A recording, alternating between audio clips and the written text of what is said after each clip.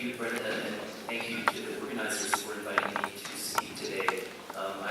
After reading from the translators, the very excellent translation in my ears, so just give me a second to settle myself down here.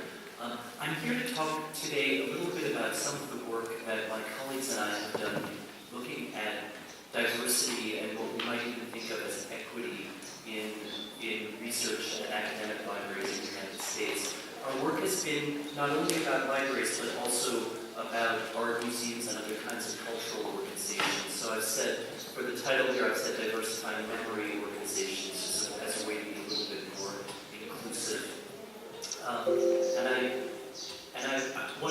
The fundamental takeaway that I would like to share with you, our work is very evidence and data driven. The fundamental takeaway that I would like to share is that in the United States, academic libraries' employees, their demographics, do not match the increasing diversity of our overall population, and their organizational culture does not provide an equitable experience for all employees. And so a lot of our work is about how we can help libraries to grapple with these dynamics and hopefully address them. So I'll share just a little bit about my organization, just so you know where I'm coming from. I'll share a little bit of the demographics of academic library employees, so you can see a little bit about what that's like in the United States. I'm going to share a little bit about what we know from the perspectives of the directors of these research libraries and what they think about these issues. A little bit of what we know from looking at specific organizations and how they've tried to grapple with diversity. And then finally, I want to talk a little bit about how libraries can improve their outreach to a particular field. So these are a lot of what I'm going to be talking about is the employees of the library. It builds on some of what Alexa was saying around how we all as librarians can grapple with these issues and think not just inwardly but about our organizations more broadly as well. So my organization, Ithaka is part of the same group that provides JSTOR and ArtStore in Portico. We do research and consulting for libraries and higher education institutions, scholarly publishers, and art museums. And we do a lot of work that looks at how these organizations work and how they are led, and what kind of strategic directions they are pursuing, and how they're reconfiguring their services.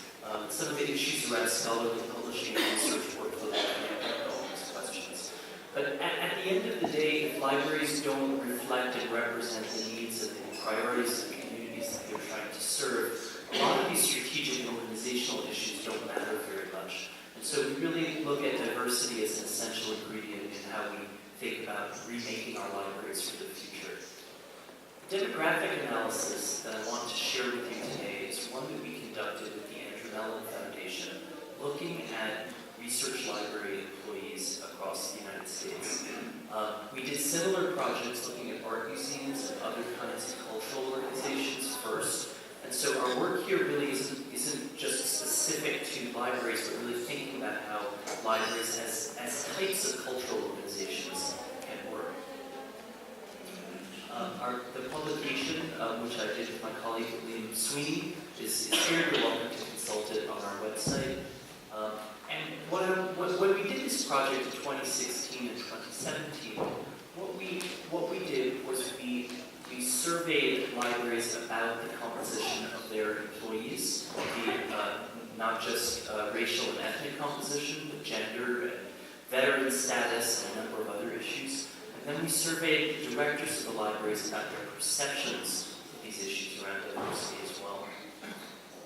I want to share a few things with you. One is that libraries participated at a very low rate. We were extremely disappointed at the level of participation that was achieved from the academic library community in the United States. I'd be happy to talk further about that a little bit if you'd like. Because of the relatively higher level of participation among the research libraries, the members of ARL, the Association of Research Libraries, we focus our analysis on that group. We have about 42 out of the roughly 100 relevant U.S. Research libraries that we have records for. And so I'm going to look in detail at those. We don't think that those are meaningfully different than the others, though. I think it tells a pretty understandable story.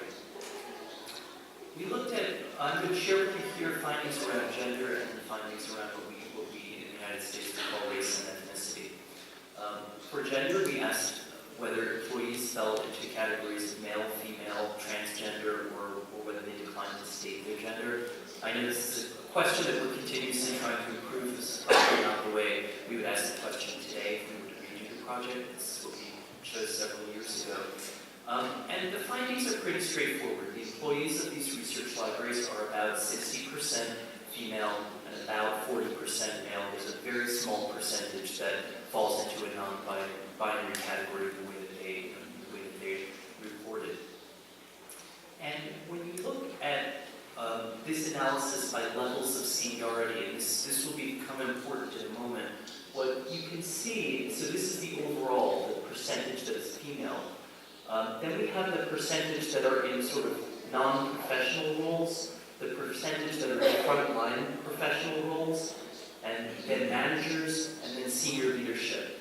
And what you can see is that we have relatively similar levels of gender representation of females in different roles, regardless of the level of seniority that they achieve. So in one way of thinking, this is a good thing in that the representativeness is equitable across different levels.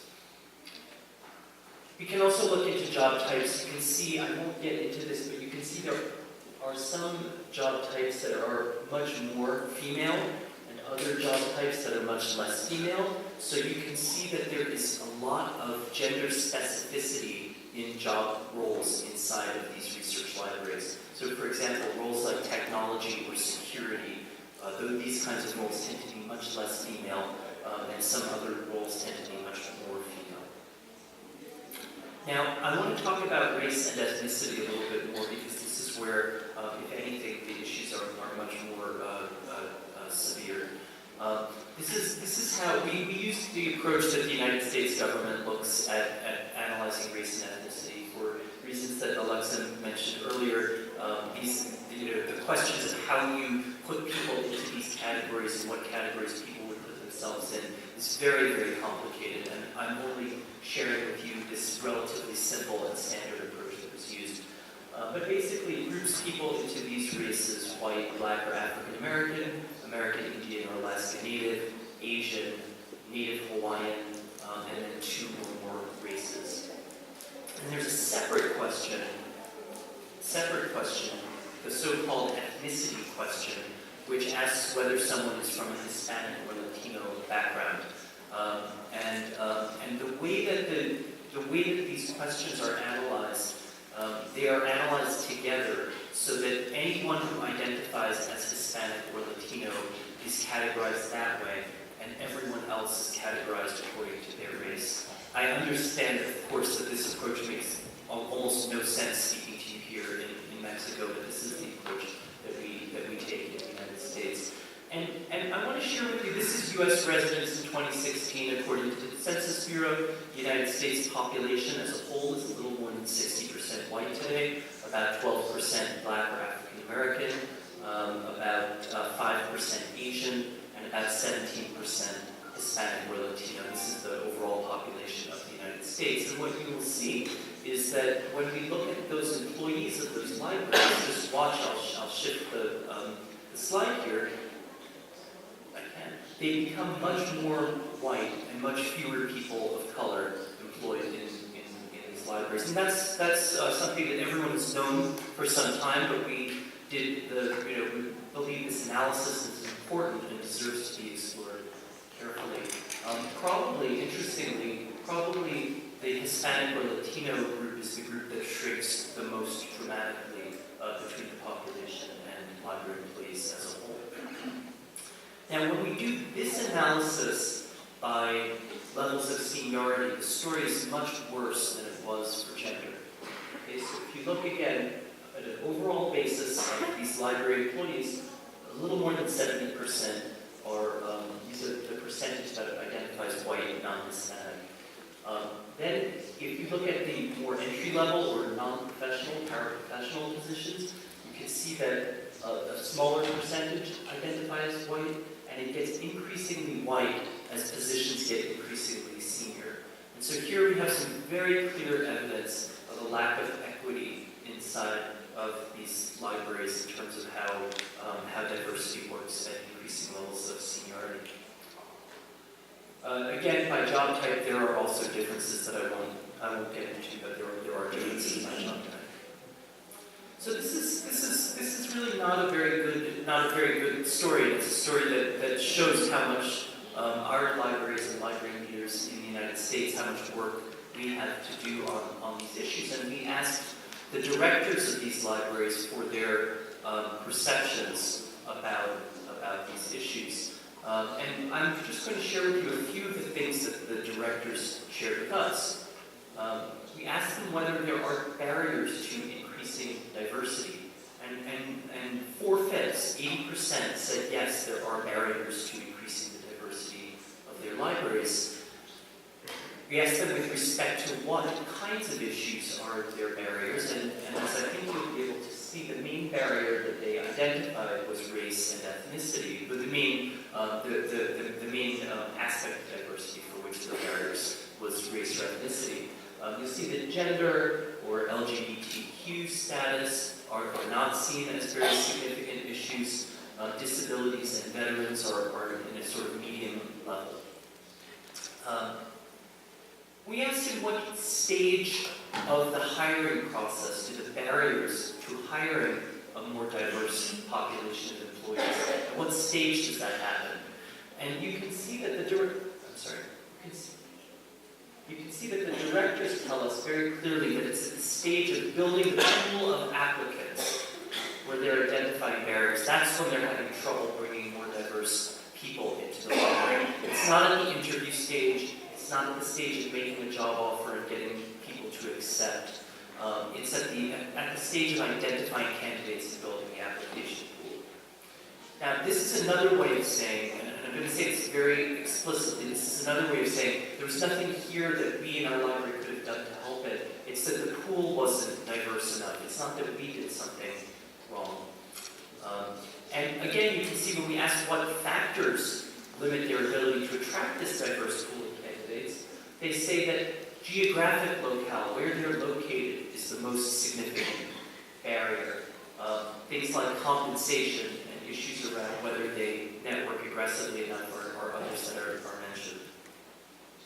So we clearly have a bit of a disconnect between some population groups that are not only underrepresented overall in our research libraries, but also are represented inequitably across levels of seniority in our research libraries. And we also have directors telling us that for the most part, the barriers that they face in improving this are ones that they cannot control, or at the stage of bringing in applicants. So that's something that's very interesting to us. And we've just finished a project looking at something in art museums that I did want to share with you, because we did a project looking at 8 art museums to try to understand what they've done to overcome some of these challenges. We looked at 8 art museums that have relatively more diverse employees in leadership, intellectual leadership positions in particular. Again, this was done by my colleague Liam Sweeney, and the report is available on our website if you're interested in taking a look at it.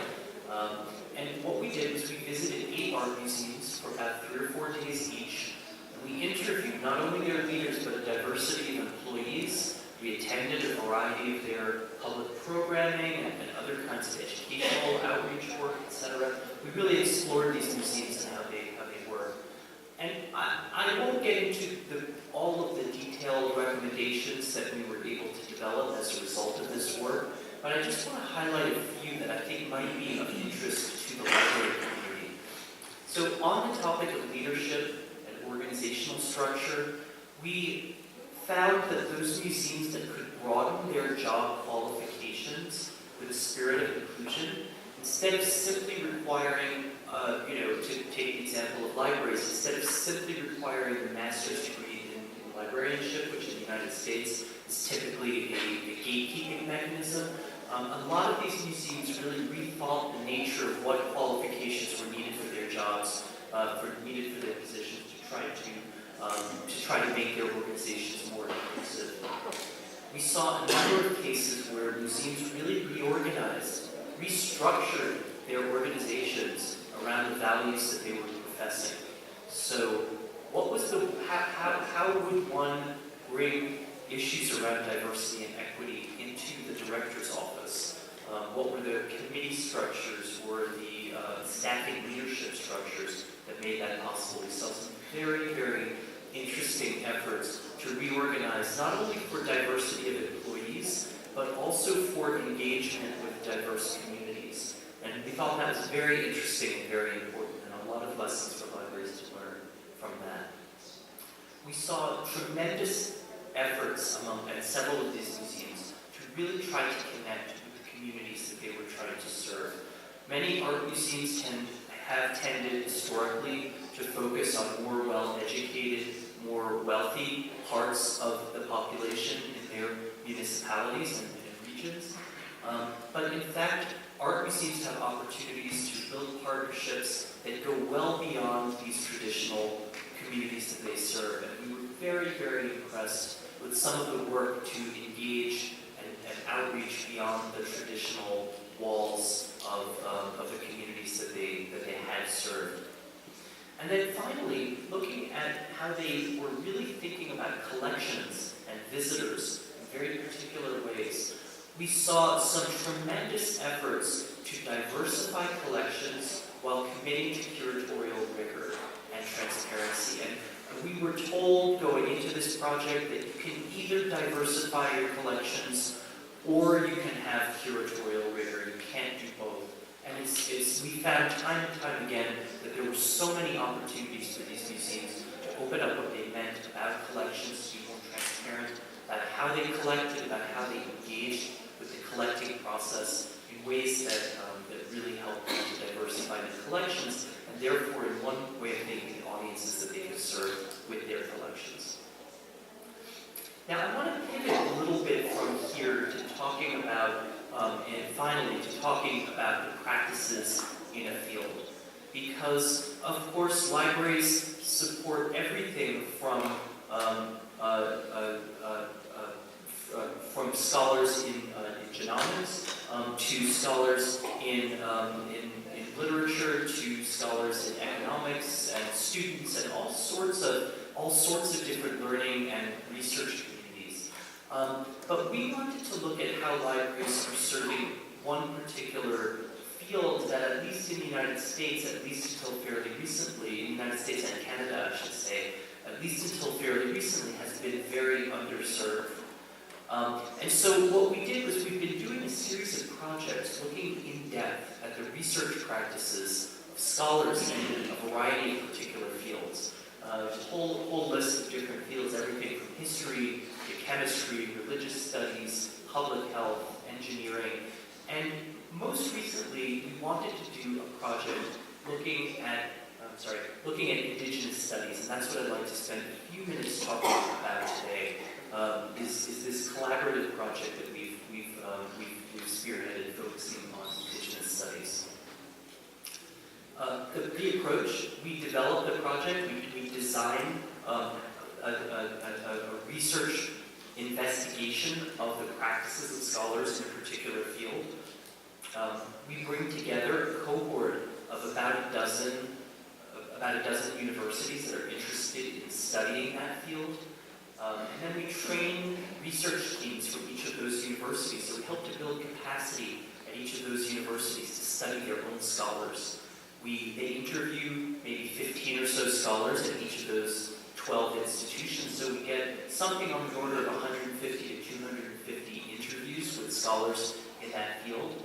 And then we do a combination of reports about the research practices at each institution, and then an aggregate report about the research practices across all of these universities. And the point is to help libraries improve their services for these fields. So we wanted to look at indigenous studies in particular. We wanted to look at indigenous studies in a way that brings a variety of different indigenous perspectives to bear. And I have not been myself, members of my team have been more closely involved in this project. My colleague Danielle Cooper has facilitated it from Ithaka in art. But what we wanted to do was not just treat Indigenous studies like any other field, but really try to build a research study that looked at this field as one that had its own values, its own practices, its own perspectives, its own history, and in some ways potentially its own future as well. And what we tried to do was to build a project that looked at issues of indigeneity in the context of the field of Indigenous studies. So we were of course looking at how could library services be provided that would better support this field. We wanted to help the libraries and universities that were participating foster better relationships, strong relationships, better relationships with Indigenous scholars. We wanted to create findings that could be respectful and beneficial to those Indigenous scholars and to the Indigenous communities that they are studying. And we wanted to understand, we wanted to demonstrate the fact that we wanted to investigate the Indigenous research methods that are at the heart of some of the practitioners and scholars in these fields, and so that we weren't just layering a set of so-called Western research methods onto a field that's much different than that in some ways. A great group of participating universities in the United States and Canada. We're very proud of having built this collaboration. And so we're hoping to have findings, detailed findings, out in the next 6 to 12 months. So stay tuned for more, but I think this is an example of how libraries can, and in terms of thinking not only about diversifying their own staff, not only diversifying their efforts and creating more equitable efforts to engage student populations, but also thinking about the unique needs of different kinds of research populations, research communities, and how that connects into building an equitable, inclusive, diverse library. So, just to conclude, as you can see, we think there are some very substantial needs for progress among the United States research library community in these areas. But I hope this gives you a sense of some of the ways that evidence-based methods, such as the ones that we've been working on, can, we hope, make a substantial difference. Thank you. Muchísimas gracias, doctor Schonfeld. Nos ha dado una nueva visión acerca de la inclusión